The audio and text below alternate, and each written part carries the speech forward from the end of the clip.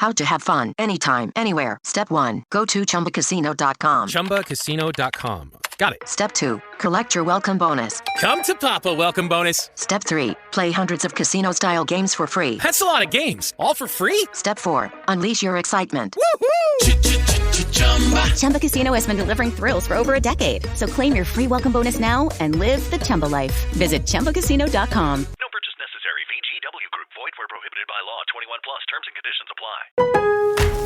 I'm Scott Hansen, host of NFL Red Zone. Lowe's knows Sundays hit different when you earn them. We've got you covered with outdoor power equipment from Cobalt and everything you need to weatherproof your deck with Trex decking. Plus, with lawn care from Scott's and, of course, Pit Boss grills and accessories, you can get a home field advantage all season long. So get to Lowe's, get it done, and earn your Sunday. Lowe's, official partner of the NFL.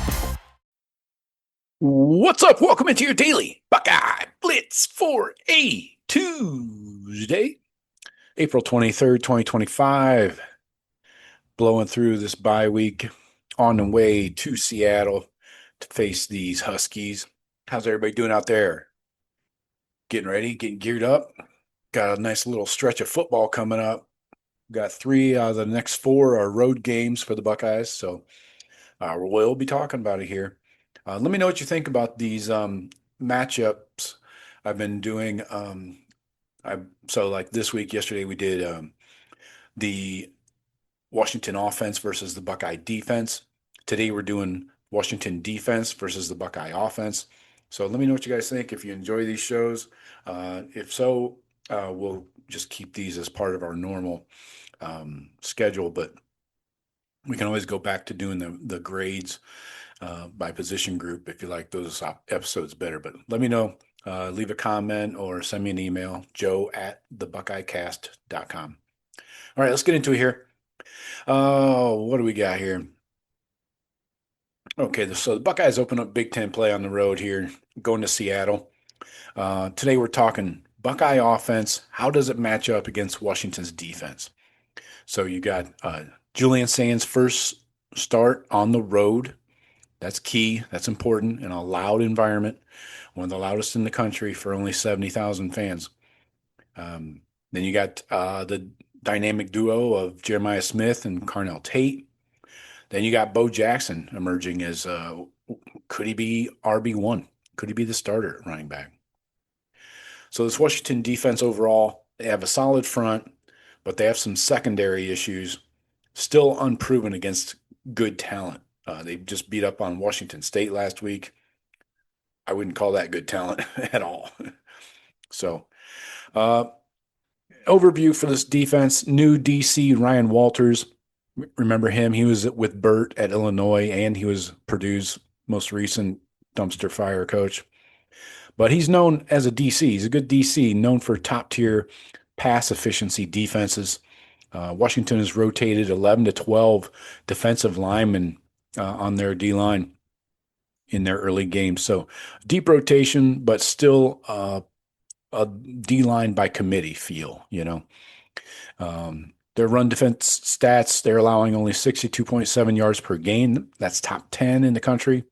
But again, level of competition. They played a UC Davis, whatever the fuck that is. Secondary is shaky, especially in the slot and nickel coverage. They have injuries and youth back there, so they had to really shuffle their lineup in the secondary quite a bit. So let's drill down here into the D-line and the front seven. Their strength, they were disruptive against Washington State. They had 3 sacks and 7 TFLs.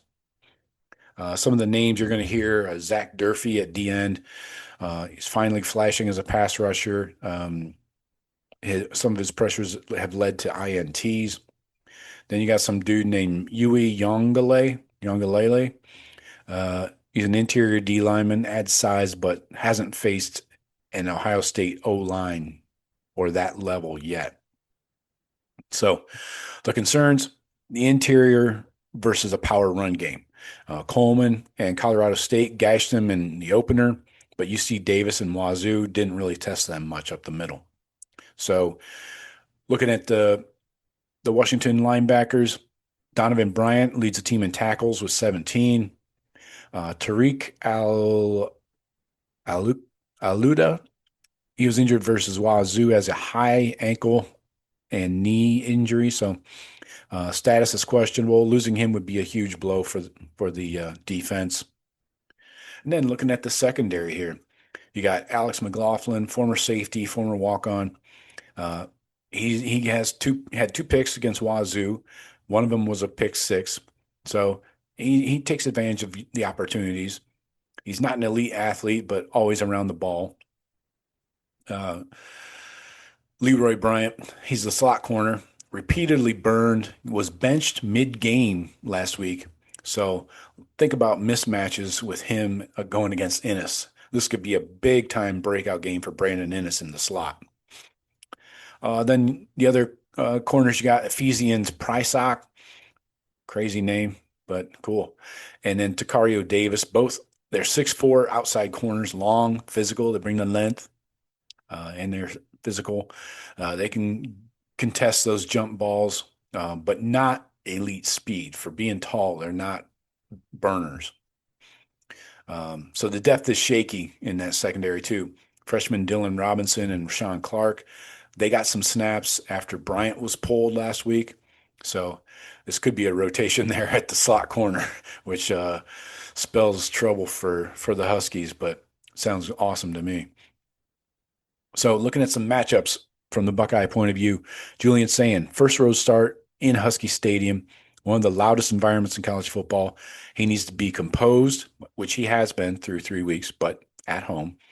And communication with center Carson Hinsman is going to be key. Then your receivers, Jeremiah Smith, Carnell Tate, Brandon Inniss. These are a nightmare matchup for the Washington secondary. If OSU protects Sayin, expect some serious explosiveness. And I don't mean in my shorts. You know what I mean? Big time plays.